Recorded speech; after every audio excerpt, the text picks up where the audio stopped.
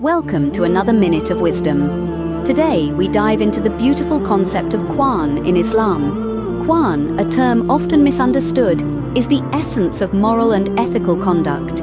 It's not just about following rules, but about embracing a holistic way of life. In Islam, Quaan is a compass for personal development. It encourages humility, compassion, and a sense of justice, promoting a balanced and harmonious existence.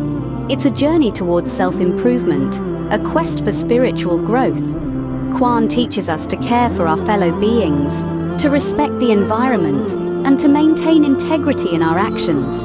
It's an invitation to create a nurturing world, a world filled with kindness and understanding. So remember, Quaan is not just a principle, it's a lifestyle, a commitment to be the best version of ourselves.